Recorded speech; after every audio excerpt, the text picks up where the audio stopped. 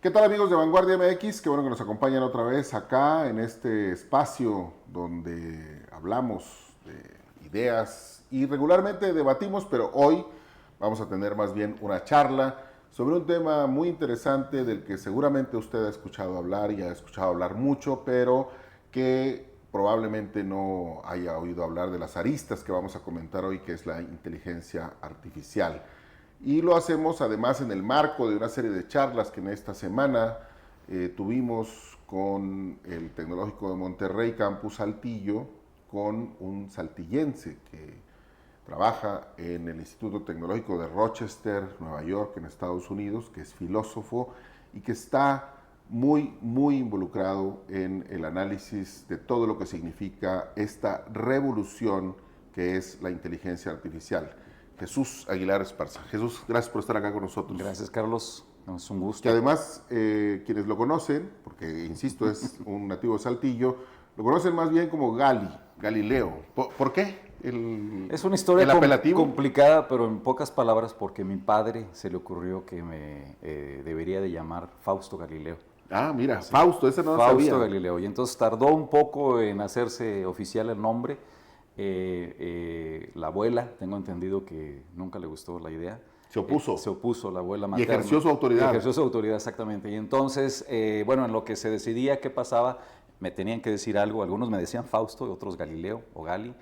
Finalmente me cambiaron a la última hora el nombre por Jesús Humberto, que no tiene nada que ver, pero lo de Gali se me quedó. Entonces, ese es el origen de este nombre peculiar. Bueno, y bueno, encargado tu papá tenía visión, o sea, como que veía que algo vio. Hay quien dice que el nombre, ¿verdad? Sí. Te impacta y a lo mejor, no sé, quizá mi carrera en filosofía y algo en ciencia tiene que ver con ese nombre.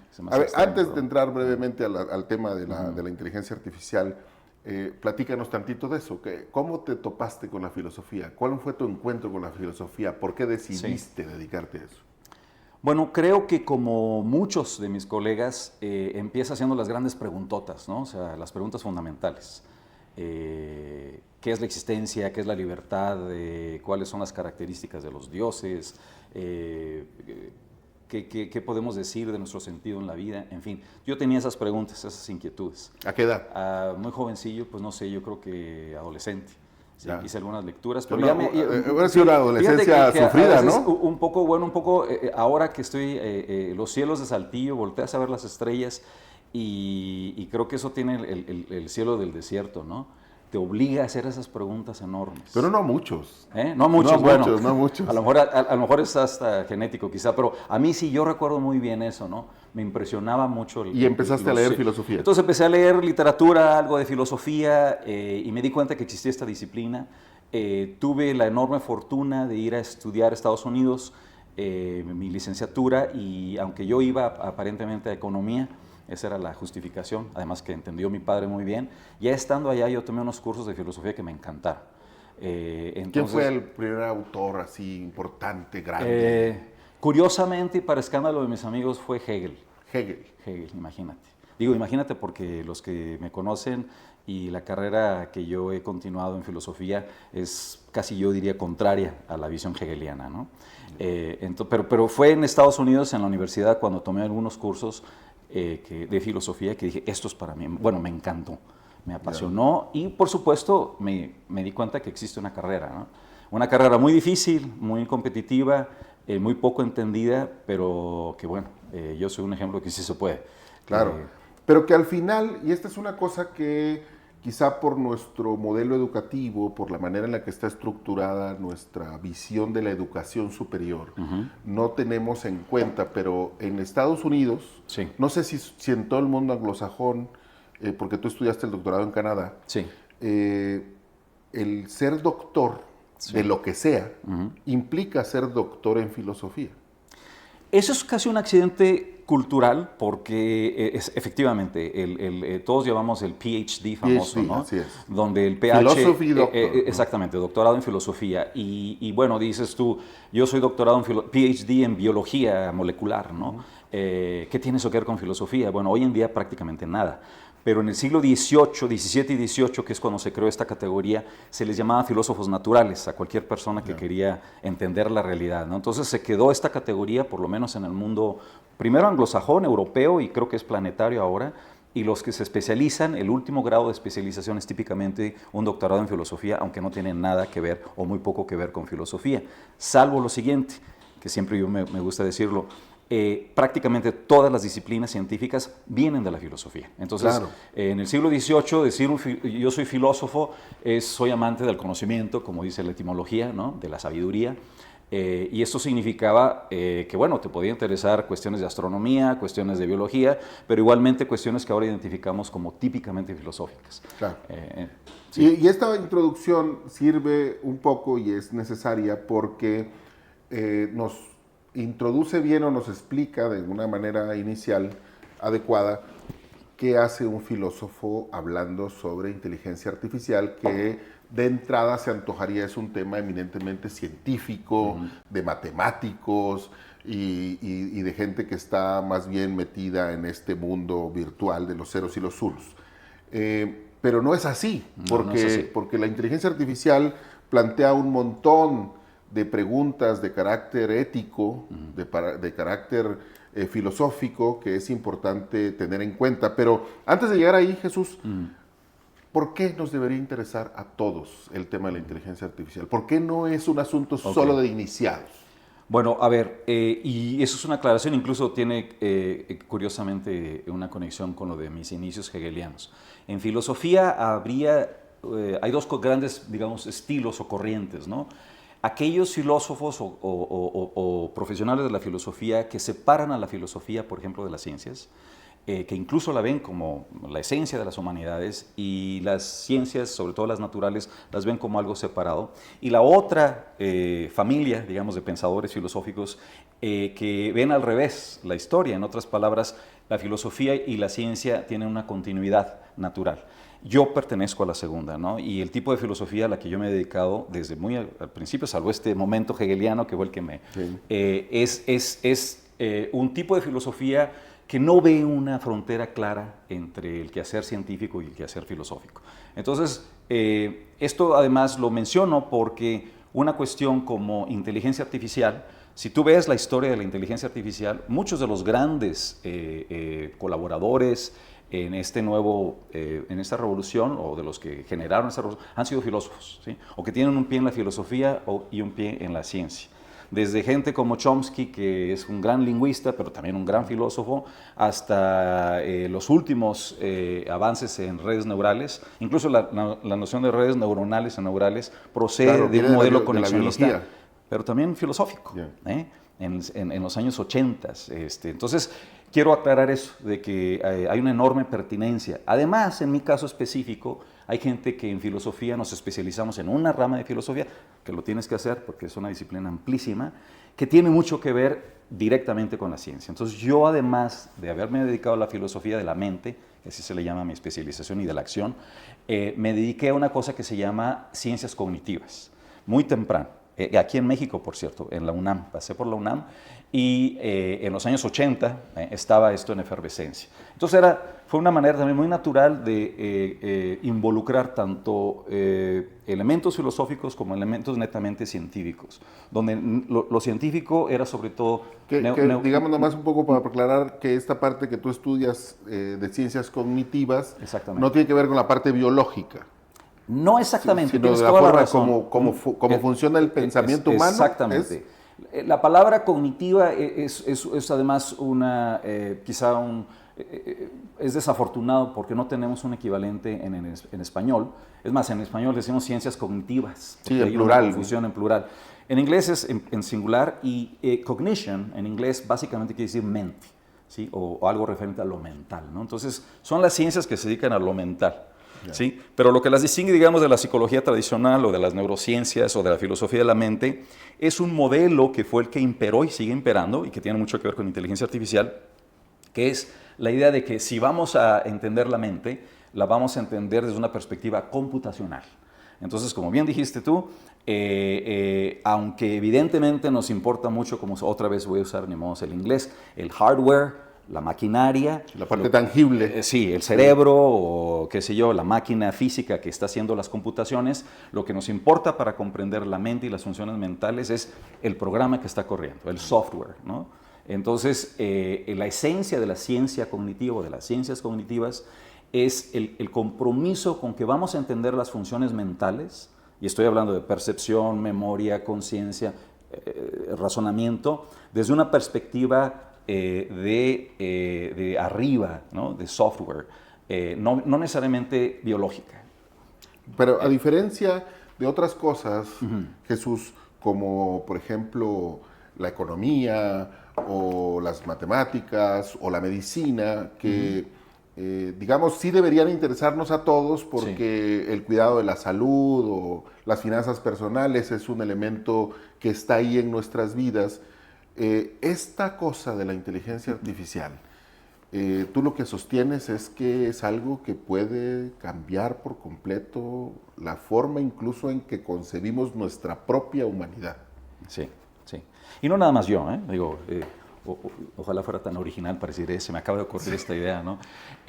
Yo creo que una de las primeras cosas que tenemos que dejar en claro cuando hablamos de inteligencia artificial es separar esta distinción que hablábamos hace unos momentos antes de empezar nuestra charla, entre entender a la inteligencia artificial como una de las grandes, probablemente la herramienta más grande que hemos generado los seres humanos, que eso es muy importante, es correcto, inteligencia artificial como un instrumento, como una herramienta, y también verlo como algo mucho más fundamental. ¿Qué quiere decir esto? La inteligencia artificial como una reconceptualización, no nada más de lo que es la inteligencia y lo que sería una inteligencia artificial, sino de lo que significa para la humanidad esta nueva tecnología. Lo que significa en términos de qué quiere decir tener una mente, qué quiere decir ser inteligente, qué quiere decir ser creativo y cómo afecta a los seres humanos estas nuevas maneras de entender mente, inteligencia, creatividad, incluso la noción de persona. Entonces, ¿por qué es tan profundo?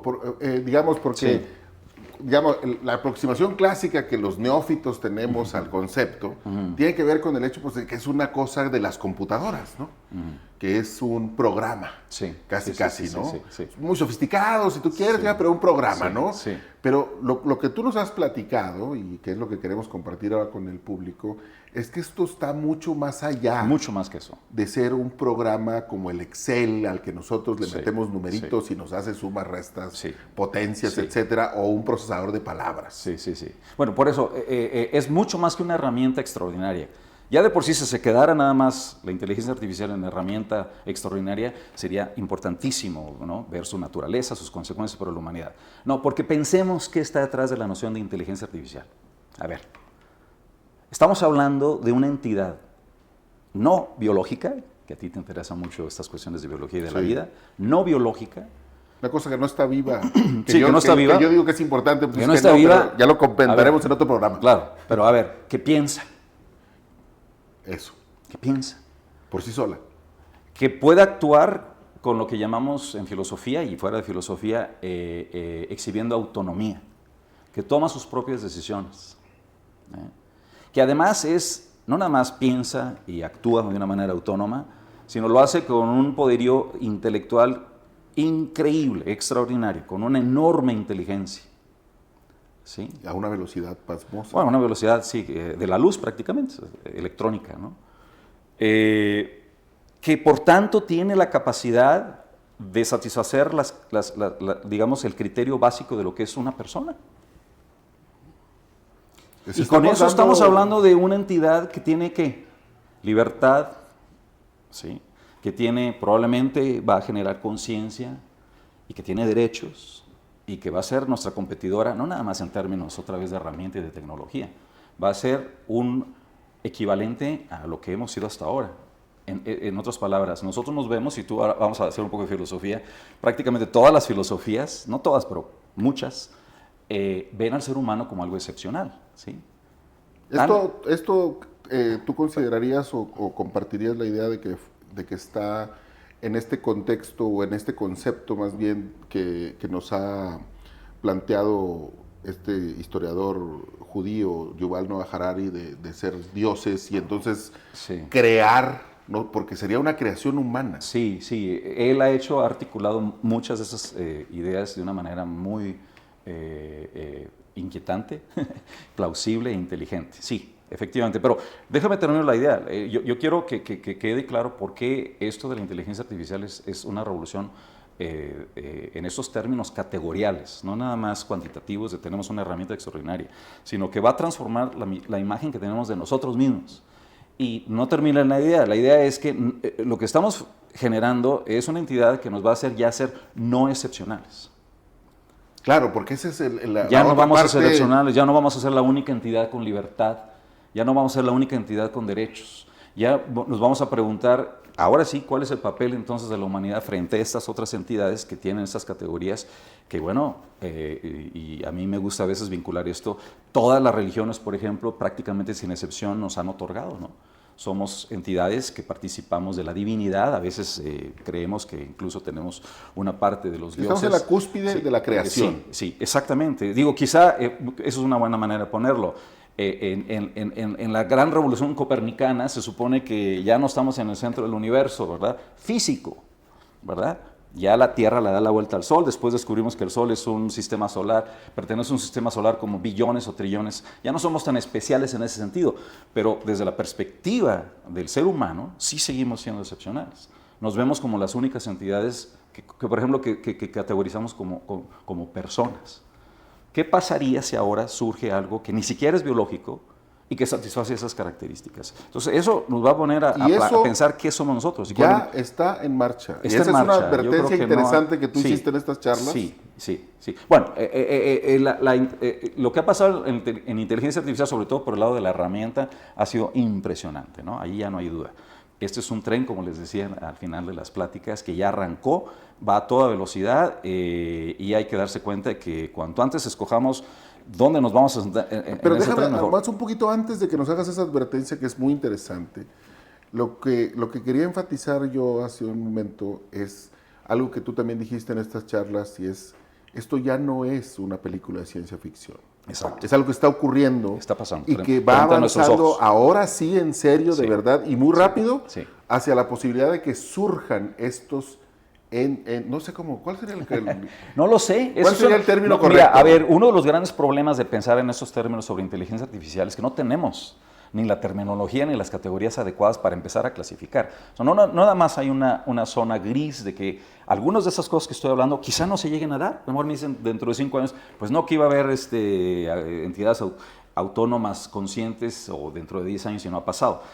La gente que estamos metidos en eso, los expertos, creemos que sí va a pasar. Es más, cada vez lo ves más. Sí, o sea, digamos, para un poco tratar de... Pero no tenemos categorías claras o sencillas para poder decir ni siquiera cómo llamarles. Sí, un ser, un ente. Sí, les llamamos sistemas artificiales, ¿no? Porque eso nos ayuda también a decir... Pero si alcanza la categoría de persona, digamos, ya no alcanza el término... Pues ¿cómo? Es un sistema artificial. Sí, artificial, exactamente. Digo, es un sistema con la categoría también de persona, ¿no?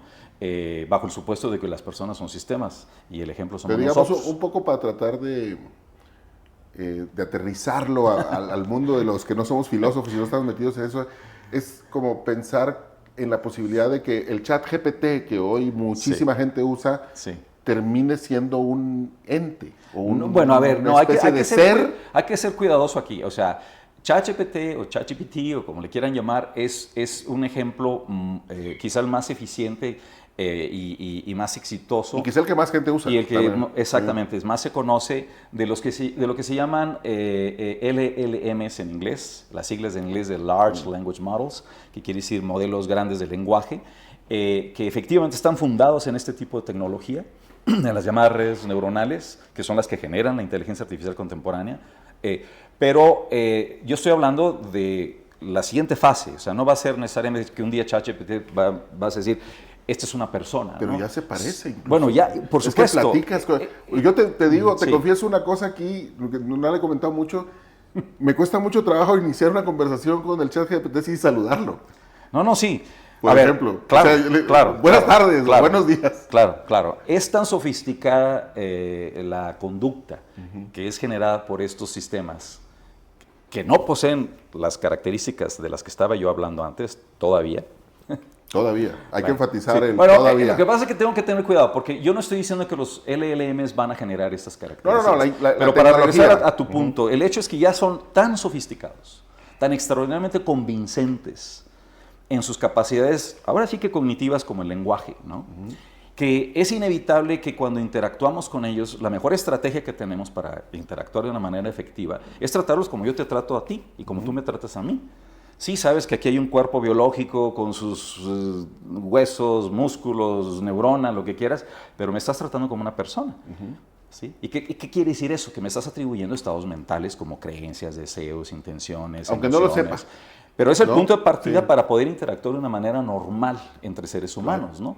Tienes, por así, como decimos en mi disciplina, tú tienes una teoría de la mente activa, implícita, cada vez que interactúas con otros seres humanos, ¿verdad? Bueno, esto es muy natural, así es como funcionamos cuando interactuamos con ¿qué? Con entidades inteligentes que hablan, que evidentemente tienen inteligencia. Lo mismo está pasando cuando te topas con una cosa como ChatGPT, sobre todo la 4. Y ahora que ya habla. Exactamente, y que habla de una manera, no nada más habla, no nada más repite como un perico, porque puedes hablar con un perico Sí, también. articula una habla conversación, incluso sí. mejor que con muchas personas. Sí. Aprendes mucho más que con muchas. Entonces es inevitable que tú vas a generar esta estrategia inevitable de estar frente a una entidad inteligente que responde como si tuviera una mente y la vas a tratar como tal. Hasta disculpas les vas a pedir, le dices gracias, en fin, ¿no? Digo, creo que todos los que hemos interactuado con estos sistemas LLMs... Da ganas de preguntar de repente si no está muy ocupado. Sí, no, y no. Sí, te puede atender. Claro, y entonces podemos imaginar el potencial que tienen esas tecnologías, incluso si no llega a darse este otro escenario que estoy hablando. De la autonomía. Exactamente, de que de aquí a 5, 10, unos dicen que en 3 años, depende con quién hables, se den estos cambios ya cualitativos de tal grado que ya no estamos hablando de meramente... Pero déjame insistir ahí un poquito nada más en eso de... Sí. Es una posibilidad todavía hoy, pero el asunto es que ahora sí están ocurriendo cosas que apuntan a que eso puede pasar pronto. O sea, No, muy bien. Me parece que es una aclaración muy buena porque, y es donde entramos los filósofos. Los filósofos a veces, una cosa que yo encuentro muy útil de la filosofía es, le recordamos a las personas con las que interactuamos, a los expertos, que hay que definir los términos. Y para eso los filósofos, esa es nuestra especialidad. ¿Qué quiere decir esto? Que utilizamos nociones como inteligencia, por ejemplo, ¿sí? Pero sí, bueno, ¿pero qué quieres decir por inteligencia? No la des por supuesta, ¿sí? Entonces, en este caso, es obvio.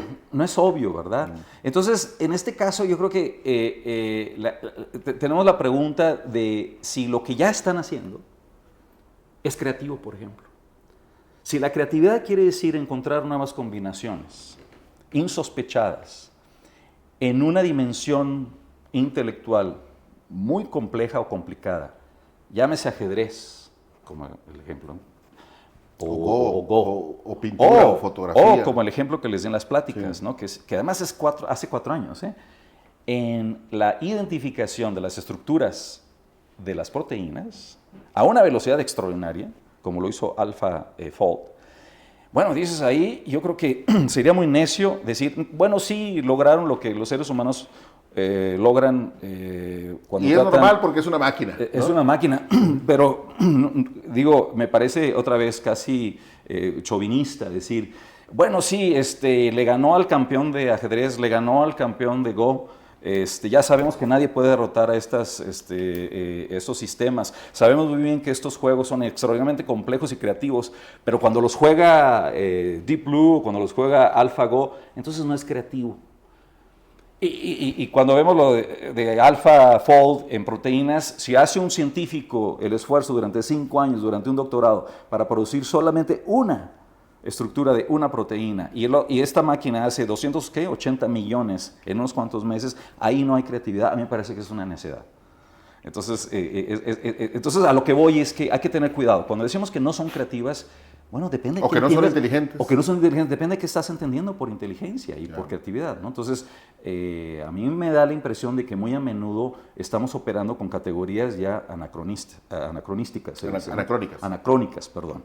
Ya inútiles para lo que está pasando frente a nosotros. Es resistirnos a ver lo evidente. ¿sí? Una entidad eminentemente creativa en ese sentido. Pero eso habla muy bien de los seres humanos, ¿no? Porque es una creación humana al final. Claro, bueno, ok. ¿No? Habla bien si los resultados van a ser buenos para todos, ¿verdad? Ah. Si esto nos lleva a una situación Ese- peligrosa, ya sea como herramienta o como una categorización que ponen en entredicho el valor que le damos a la vida humana, pues a lo mejor fue un desastre para la humanidad esto, ¿verdad? Que esa era la parte siguiente, Jesús, de como casi cualquier, no es una revolución industrial esto, pero digamos Es eso y más. es el término Sí. que mejor podemos usar para entenderlo todos, ¿sí? Sí, Igual que cualquier revolución industrial desde la invención de la máquina de vapor, sí. esto da lugar a al menos dos visiones antagónicas, una que es pesimista y otra que es optimista.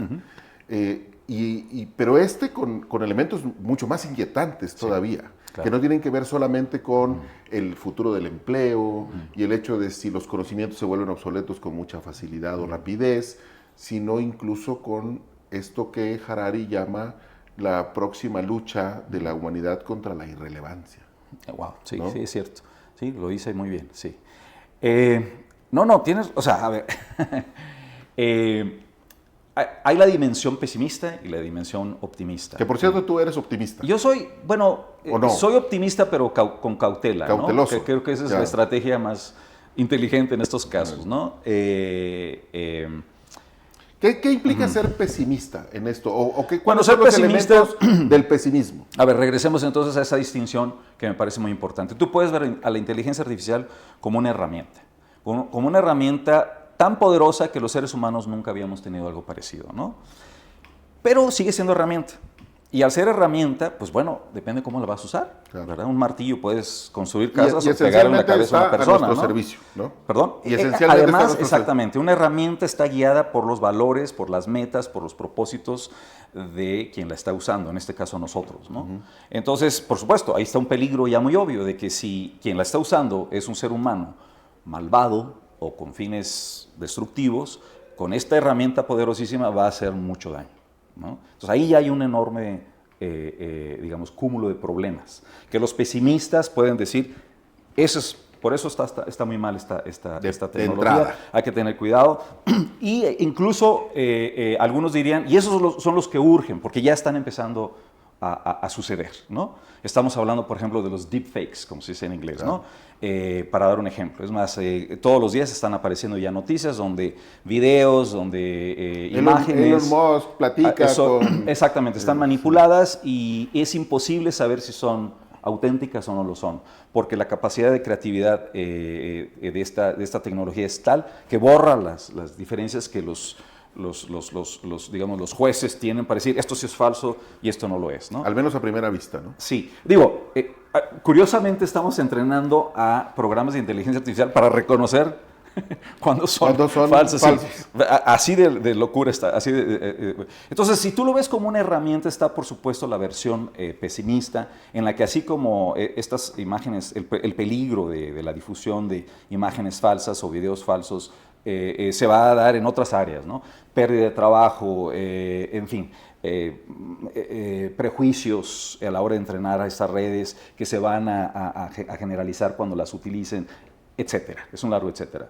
Pero está también el otro lado de la historia que tiene que ver con lo que ya hemos estado platicando, que es si entendemos a la inteligencia artificial no nada más como una herramienta, sino como una redefinición de las categorías fundamentales que tenemos para incluso entendernos. Ahí también hay los optimistas y los pesimistas, ¿no?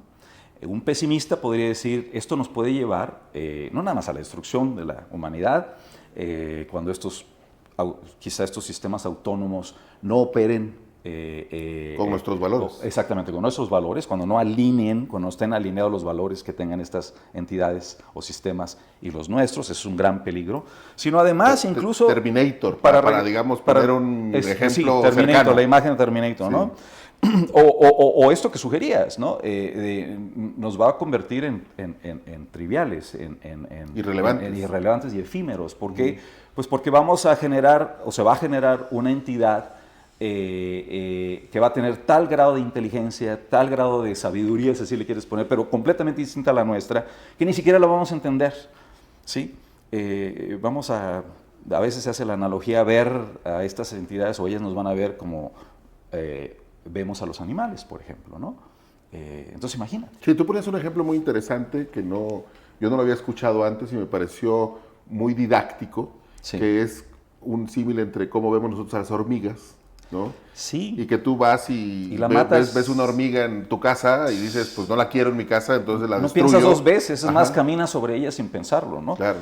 Digo, ni cuenta te das. De ese tamaño puede ser Es concebible, el abismo. es concebible porque estamos hablando de una tecnología que si satisface esta serie de características que he mencionado, sí, estamos hablando de una superinteligencia, estamos hablando de la llamada singularidad, estamos hablando de una autonomía de tal poder y de tal oscuridad para nosotros que queremos comprenderla, que la diferencia entre eso que va a ser y lo que seremos nosotros es incluso entre algo parecido a una hormiga y un ser humano, ¿no? Lo cual es muy inquietante. Pero esa es la versión pesimista. Esa es la pesimista, Hay que recordar claro, que es claro. la pesimista, ¿no? Pero antes de pasar a la optimista, que es la que tú sostienes mejor o más. Optimista con cautela, con porque cautela, esto me sí. parece muy serio lo que acabamos de hablar también.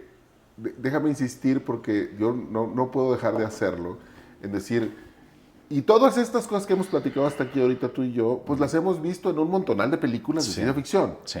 Y como ficción, pues digamos a los que somos fanáticos, yo me cuento Sí. entre ellos, pues me ha gustado mucho películas como Matrix, como 2001 Odisea del Espacio, ahorita Sí. que hablábamos de esta posibilidad de evolución, pues te imaginas a HAL 9000, una cosa así, Sí. parecida, Gattaca, etcétera, ¿no? Hay un montón Sí, de hay muchas, sí. Pero el asunto es que eso ya está aquí. Sí, está O sea, pasando. no es más por una eso, cosa afiebrada de sí, una mente sí, creativa. Sí, sí, sí. No, por eso es muy difícil esta temática. Digo, es muy fácil que la gente se dé cuenta de que ya está aquí, en el sentido de que ya la están empezando a usar, de que ven las noticias todos los días, de que hay avances. Es más, cosas tan prácticas y tan contundentes, como les decía en las pláticas. Si tú haces ahora un análisis de las empresas de mayor valor en el planeta, las 5 mayores. Ese es un buen test, ¿eh? Ese es Sí, porque dices, interesantísimo. a ver, ¿dónde están los inversionistas poniendo su dinero como nunca antes en la historia de la humanidad? Escucha lo que acabo de decir. ¿Sí? ¿Dónde? En esto. ¿Tú crees que estas empresas, Sí, Google, Nvidia, Google, bueno, Alpha. Nvidia siempre para mí es el ejemplo con el que corono esta idea. Están las 4 o 5 grandes que ya conocíamos, que precisamente su valor sobre todo era esa información, es el procesamiento de información, ¿no? Que esto podríamos incluso ya verlo como un resultado del preludio de esto que está sucediendo, que fue el Internet, ¿ok? Microsoft, Google, Amazon, que es la compañía que utilizó también este tipo de estrategias para vender, ya no tienes que ir a tu casa, te lo envían a... Apple, ¿ok? Y la de, ¿cómo se llama la de Musk? Nvidia. Ah, no, la de... Esa, que se me olvida. Bueno, esa es una combinación de varias cosas, pero también, evidentemente. Space. Sí, no me acuerdo. El ejemplo más impresionante es Nvidia, ¿ok? Que es la empresa que ha crecido con mayor velocidad en términos de inversión. Ya está por el trillón de dólares, como se usa la palabra trillón en Estados Unidos. En Estados Unidos, que es un billón para nosotros. Que es un billón, ¿ok? Es una de las 4 o 5.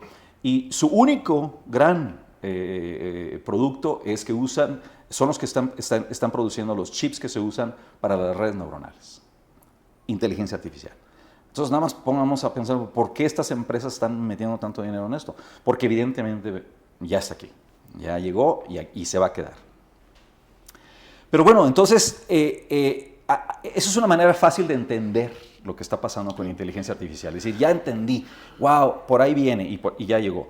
Pero lo que no se entiende con facilidad es lo que hemos estado también ya hablando, ¿no? Que estamos hablando de una transformación, ahora voy a usar una terminología filosófica conceptual, de lo que es la inteligencia, de lo que es ser una persona, de lo que es ser autónomo, etc. Pero luego pasemos difícil de entonces explicar. a la parte optimista, cautelosa. que tú planteas. ¿Cuál es la parte optimista de esta historia? Bueno, cuando estabas hablando de títulos de películas, hay un error muy interesante. No es un error, más bien es un error afortunado. Hay una película que se llama Cuando el destino nos alcance. Ya. Que en inglés es Soylent Green o Soylent Verde, ¿okay? Eso no sé si te acuerdas, que no tiene que ver con inteligencia artificial, pero también es una distopía o una utopía negativa en la que en el futuro los seres humanos se acaba el alimento en el planeta y los hacen galletitas verdes, ¿ok? Y cuando la gente... Mira, esa no la voy a apuntar, sí, esa no la conozco. Cuando el destino nos alcance, a alguien se le ocurre poner ese título y se me hace muy afortunado porque el destino ya nos alcanzó. Esto de la inteligencia artificial, como también lo mencioné en las pláticas, ha sido siempre un sueño de la humanidad. ¿Sí? Generar sistemas que fueran inteligentes, donde inteligentes quiere decir pues, que hagan muchas de las cosas que nos importa, que delegar a máquinas, ¿no? Sí, sí. Trabajos pesados o trabajos no tan pesados, divertidos como componer música o jugar ajedrez. Siempre ha sido ese el sueño. Lo que pasa es que en los últimos, vamos a dar, no sé, 12, 15 años cuando mucho, esto se disparó y ahora sí, ya nos alcanzó ese sueño, ¿no? Para bien o para mal, a lo mejor es una pesadilla. Claro. Pero hay, digamos, la parte positiva, muy positiva. Este ejemplo que nos diste tú en las pláticas de las, no sé si es decodificación la palabra correcta, de las proteínas, para poder entender cómo funcionan y eso luego nos permite usarlas para diferentes fines. Sí, sí. Pues es espectacular. Es espectacular, es extraordinario, es revolucionario. Hay muchos ejemplos que tú me has comentado en las charlas que hemos tenido sobre lo que está ocurriendo en términos de medicina, de atención, de la potencialidad que tiene para llevar atención médica a lugares remotos, sí, donde no hay especialistas. En educación hay otro tanto. Yo lo que una de las cosas que quiero insistir sobre todo aquí, ¿no? En educación. La educación va a ser transformada de una manera fundamental por esta herramienta. Estoy hablando nada más de herramienta, ¿no? Por ejemplo, un caso algo que se puede hacer de una manera muy natural usando inteligencia artificial es la educación personalizada. Pero personalizada en el sentido más estricto de la palabra. Claro. No nada más es el tutor aquel del siglo XIX, de los nobles ingleses que tenían a cada uno de sus niños un tutor y que los perseguía y les enseñaba matemáticas y geografía. Sí. No, es un super tutor, ¿sí? No, que lo vas a tener al alcance de tu teléfono, ¿ok?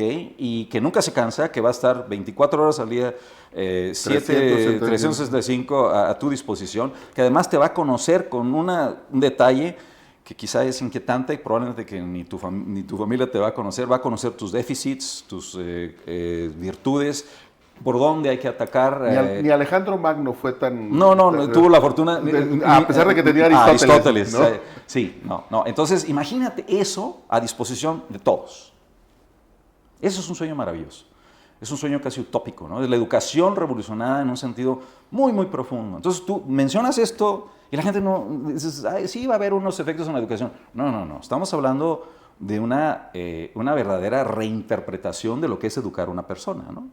Entonces, es un solo ejemplo que te puedo dar. Pero educación me parece una de las áreas que urgentemente tenemos que tomar cartas en el asunto, ¿no? Hace ya tiempo, antes incluso de la inteligencia artificial o de la irrupción de la inteligencia artificial, ya se hablaba de que la educación va a ser mucho menos transmisión de conocimientos, sí, y mucho más formación personal, aptitudes y desarrollo de habilidades. ¿Eso crees tú que se va a acelerar con estas herramientas? Sí, todo. ¿Eso va a consolidar ya como un estándar? Por supuesto, sí. Digo, otra vez, una variante optimista de estos cambios es efectivamente verlo como una herramienta que va a potenciar lo que ya hacemos, ¿no? Ahora, es bastante optimista porque ya está pasando, por ejemplo, en una esfera que hasta hace unos 5 años era una de las más prometedoras para los jóvenes. ¿Qué quieres estudiar? Y a menudo hacías un estudio de cuáles son las carreras con mayor futuro, que podrías tú obtener empleo de la manera más fácil, y era programador, coding, como se dice en inglés. Bueno, ahorita coding lo haces... Ya no necesitas aprender a programar. Ya lo hace mejor y muchísimo más rápido. Entonces, ahorita está en bancarrota esa carrera. Si un muchacho que dice, yo quiero ser programador, yo le diría no. Hasta en todo caso, algo que ha surgido, pero que todavía no es exactamente el equivalente, en inglés se llama prompt, que es la pregunta, engineering, ¿no? O sea, la ingeniería de hacer preguntas, de comandos. exactamente, de comandos para saber interactuar con estos sistemas que no son programables, son entrenables, que es muy distinto. Ya. Entonces, digo, eso es un ejemplo de cómo vamos a potenciar muchas de nuestras capacidades, pero otras, por supuesto, van a ser afectadas. Eso iba, fíjate, justo te quería preguntar porque... Y no siempre para bien, para... Claro. Digo, vamos a ver muchos que a lo mejor vamos a perder. Yo que siempre creí que era optimista, en estas charlas contigo he descubierto que más bien tiendo al pesimismo. Entonces, en realidad... Escuchando este tipo de... No, porque las preguntas que a mí me surgen... Sí. No están vinculadas a la parte más optimista, sino quizá un pesimismo moderado también, pero sí, pesimismo al fin.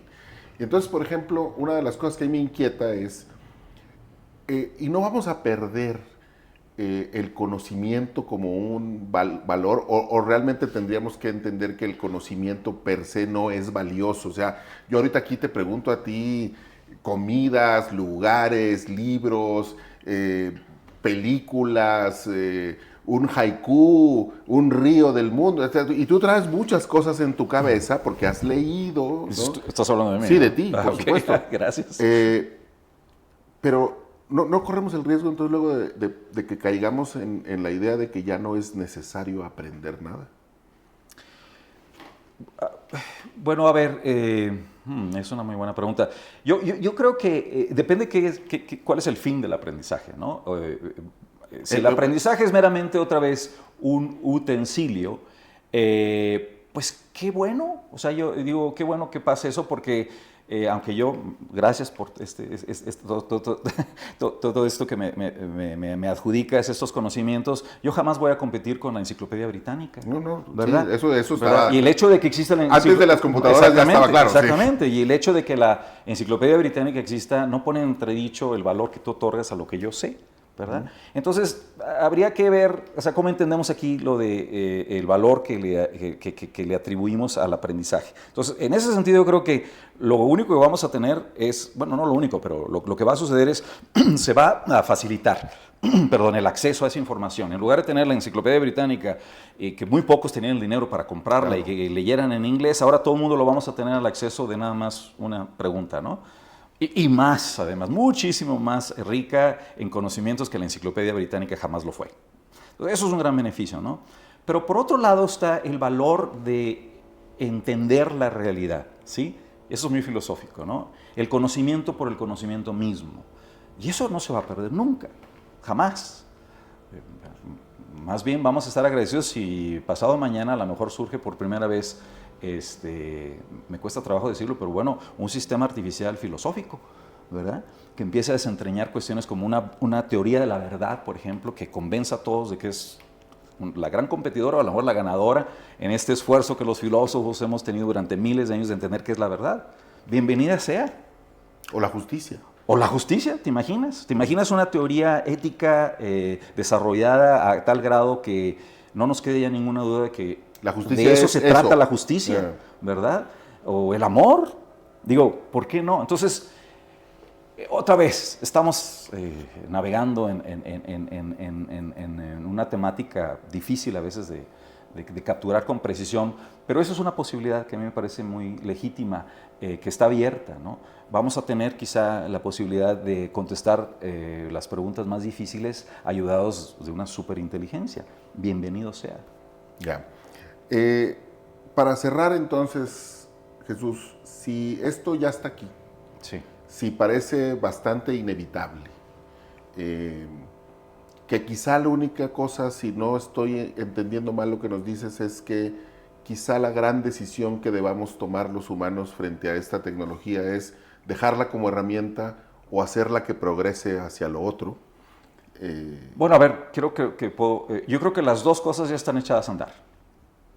Está el lado de la Pero sigue siendo una herramienta hoy, ¿no? Sí, sí. Y a lo mejor la gran decisión que tenemos que tomar es detenerlo ahí. Y probablemente seguirá durante varias, ojalá, generaciones siendo una herramienta también, ¿no? Pero también está la otra dimensión, ¿sí? No sabemos qué va a pasar en esta segunda otra dimensión.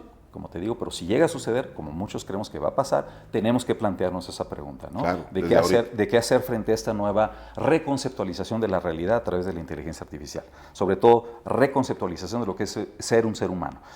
Pero bueno, a ver, no hay que ponerse histéricos, ni yo que creo, uno no lo podemos detener, esa es una cosa impresionante. También me dice, bueno, ¿y por qué, dado los riesgos que son muy serios, por qué no lo detenemos? No se puede, porque si no lo hacemos nosotros, lo van a hacer los chinos, lo van a hacer, esto ya arrancó, ¿sí? Lo que sí podemos hacer es, con imaginación, con inteligencia, con la ayuda de la misma inteligencia artificial, tratar de precisamente llevar a buen término nuestra relación con esta tecnología. Uno, como herramienta, por ejemplo, entrenándonos, educando a los seres humanos en valores morales, vigilando que sea usada de una manera correcta, con legislación, en fin, con un montón de estrategias que tenemos para que esa herramienta no acabe siendo enormemente destructiva, y prepararnos para esta otra reconceptualización de la realidad, sobre todo de los seres humanos, y para eso gente como yo, gente que estamos metidos en filosofía, tratar de entender qué vamos a hacer frente a este nuevo desafío. Pero claramente, Jesús, y con eso un poco quería redondear, te hicieron una preguntota en las charlas, ¿qué deben hacer los gobiernos? Sí. Una pregunta muy complicada. Pero digamos, claramente no es lo mismo lo que yo puedo hacer como persona, como individuo, para mí y por mí, sí, a lo que puede hacer una entidad gubernamental, claro, sobre todo la que está encargada de la educación. Exacto. A nivel institucional. Entonces, ahí ¿cuál debería ser la actitud que tú esperarías ver? Primero, que se den cuenta de lo que está pasando. Es que creo que hay una gran todavía, no sé si llamarla ignorancia, hay una suerte quizá de escepticismo, hay miedo. Yo fíjate que creo que cada vez que pienso, y ese miedo se cubre del peor de todos, que sí, es el que paraliza. Y a esperar que alguien venga y te dé la respuesta, ¿no? En el caso de México, que sean los americanos, que sean los europeos, los que de alguna manera sienten la política, por ejemplo, respecto a este tipo de tecnología, y además, como son las grandes compañías que tienen los sistemas desarrollados, están en Estados Unidos, estamos a la espera, ¿no? Esa es una actitud que se ve, que yo siento que existe en nuestra realidad, por ejemplo, en México, ¿no? Lo cual me lleva a decir, hay que informarse, se tienen que informar, tienen que traer expertos que les digan qué está pasando. Yo lo digo crudamente con la expresión muy antigua mexicana de que se pongan las pilas, ¿verdad? Otra tecnología. Sí. Que se den cuenta que esto ya llegó, que nos está transformando y nos va a transformar y no se va a detener, que hay un espacio que existe en el cual podemos operar todavía de una manera creativa e inteligente. En otras palabras, por el hecho de estar en México, no quiere decir que estos sistemas nada más estén, digamos, que sea parte nada más del privilegio de los que lo están desarrollando, en este caso los americanos o los chinos. No, es una tecnología que es universal. Podríamos hablar en otra ocasión por qué. Tú puedes bajar, por ejemplo, muchos de estos sistemas neurales en tus computadoras y entrenarlas. Entonces, hay un enorme espacio en el que puede operar y podría operar, por ejemplo, estamos hablando. ¿Y están escuchando las autoridades? No estoy seguro, yo creo que no. Yo sinceramente creo que no. Creo que sí saben, están un poco, es que también hay que entender, es algo muy nuevo, ¿no? En el sentido del impacto tecnológico que tienen cosas que para ellos es fácil entender, ¿sí? Bueno, ya empiezan a entender, ok, ChatGPT, ya entendí, pero por ejemplo lo de educación, no queda claro, ¿cómo lo vamos a usar? Eso suena como todavía de ciencia ficción o algo del primer mundo, ¿no? Hace unos días se presentó una estrategia educativa en Coahuila. Sí. Tú estuviste en el evento. Yo estuve sentado escuchando lo que pasó. Y comentaste que te llamó la atención que la palabra inteligencia o el término inteligencia artificial no aparecía. No apareció, sí. Pero yo quiero creer que así se habló de tecnología o tecnologización, ¿no? Entonces, esa es una categoría amplia en la que quiero creer, han pensado que ahí viene esto que llamamos inteligencia artificial en el ámbito de la educación, tanto educarnos en inteligencia artificial como con inteligencia artificial, pero no estuvo explícito. Entonces, claro, a mí, dado lo que estoy viendo y lo que está pasando en Estados Unidos ahora, ¿sí? Sí es un tanto preocupante de que no se haga más explícito, de que no se convierta ya en algo inevitable en las conversaciones, decir, bueno, ¿y qué vamos a hacer y cómo lo vamos a hacer aquí? Y sobre todo en un área como la educación, ¿no? si no lo hacemos, vamos a pagar un precio enorme. Estás, ese es mi miedo, ¿no? ¿Estás participando en un esfuerzo, entiendo, allí incipiente? O Estoy tratando tratando de, de ver si las autoridades, en este caso de Coahuila, escuchan esta propuesta. Yo quiero creer que sí, y a lo mejor va a haber muy buenas noticias, ojalá pronto, en que las autoridades incorporen esta tecnología, mínimo que entre al discurso, ¿sí? Que no se vea como algo novedoso del primer mundo, que un día nos va a llegar, no, sino como algo que... ¿Y de cómo le vamos a sacar provecho? Exactamente, Hoy y cómo vamos a usarlo, ¿no? Hoy que está en el nivel de herramienta poderosísima. Claro, poderosísima. Y hablamos, por ejemplo, de personalización en el caso de educación. Piensa en la utilidad de la inteligencia artificial en el entrenamiento, por ejemplo, de tantos técnicos que se necesita, por ejemplo, en Saltillo, ¿no? La inteligencia artificial es el modo de entrenarlos ahora, ¿sí? Entonces van a llegar las compañías extranjeras, les van a decir, pues tienen que preparar a sus trabajadores en esto, y va a ser un gran problema si apenas estamos hablando de inteligencia artificial.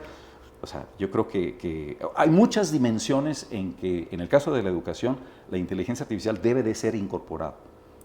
Ya. Oye, una última cosa que, insisto, que yo cada vez descubro más que en realidad soy pesimista.